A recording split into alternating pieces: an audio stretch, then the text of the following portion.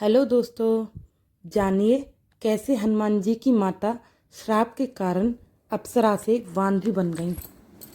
एक बार देवराज इंद्र की सभा स्वर्ग में लगी हुई थी। इसमें दुर्वासा ऋषि भी भाग ले रहे थे।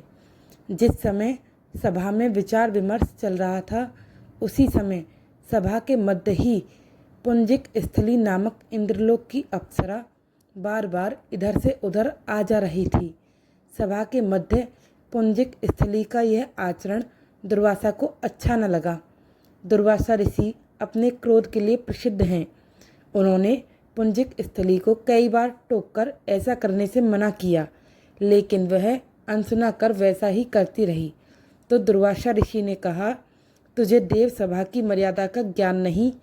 तू कैसी देव अप्सरा है जो वानरियों की तरह बार बार आ जाकर सभा का व्यवधान डाल रही है। जा, अपनी इस आदत के कारण तू वानरी हो जा। दुर्वासा ऋषि का श्राप सुनकर पुंजिक स्थली सन्न रह गई। अपने आचरण का यह परिणाम वह सोच भी नहीं सकती थी, पर अब क्या हो सकता था। भूल हो चुकी थी, उसके कारण वह श्रापग्रस्त भी हो गई। उसने हाथ जोड़कर अनुनय विनय कर कहा, ऋषिवर, अपनी मूर्खता के कारण यह भूल मैं अनजाने में करती रही और अपनी वर्जना पर ध्यान भी न दिया। सभा में व्यवधान डालने का मेरा कोई उद्देश्य न था। कृपा करके बताएं, अब आपके इस श्राप से मेरा उद्धार कैसे होगा। अप्सरा की विनती सुन ऋषि दुर्वासा पसीजे बोले, अपनी इस चंचलता के कारण अगले जन्म में तू वानर जाति के राजा विरज की कन्या के रूप में जन्म लेगी।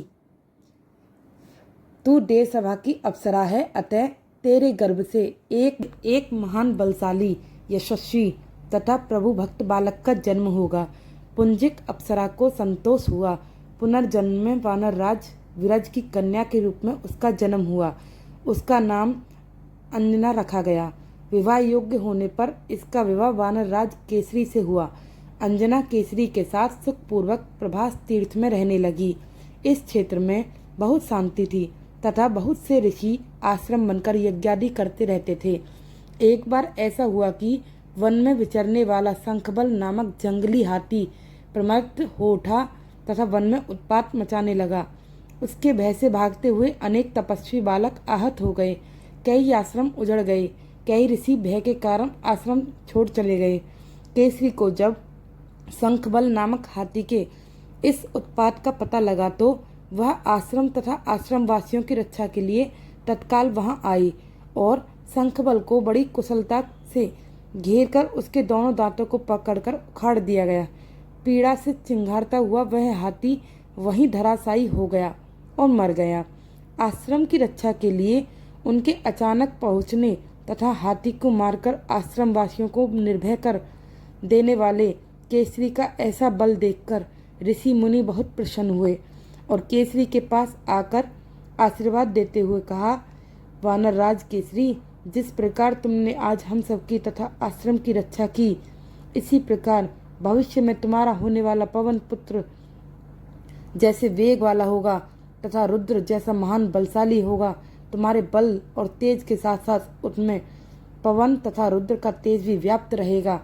केसरी ने कहा, ऋषिवरों, मैंने तो कभी किसी कामना के प्रमत्त हाथी को, जो किसी प्रकार वश में नहीं आ रहा था, मारकर आपकी इस यज्ञ भूमि को निर्भय किया है। आपका दिया यह स्वतः आशीर्वाद मुझे शिरोधार्य है। केसरी ऋषियों को प्रणाम कर चले गए। समय आने पर अंजना के गर्भ से एक बालक का जन्म हुआ। उसमें अपने बाल्यकाल से ही ऋषियों द्वारा आशीर्वाद का तेज झलकने लगा। आश्रमों में वह पवन वेग की तरह जहाँ तहाँ पहुँच जाता। आश्रमों में विघ्न डालने वाले वन्य जीव, दुष्ट व्यक्ति और अपने अपार बल से खदेड़ देता। अपने इस पराक्रम से वह मदमस्त हो जाता और अपने साथियों के साथ वह आश्रम में क्रीड़ा करने लगता। उसको खेलने से कोई रोकता तो वह उसको भी तंग करने लगता। बालक था तो बालक बुद्धि थी। उसके बालक कौतुक से सब ऋषियों को असुविधा होने लगी तथा उसके पूजा पाठ और यज्ञ में व्यवधान आने लगा।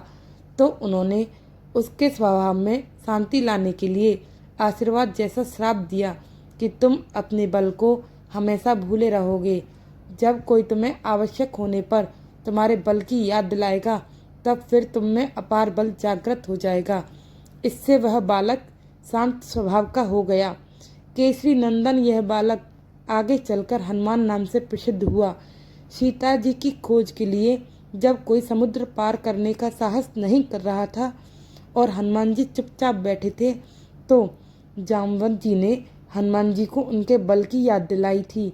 तब उन्होंने समुद्र पार कर सीता जी की खोज की। ऐसी ही रोचक कहानियों के लिए हमें सब्सक्राइब करें। धन्यवाद।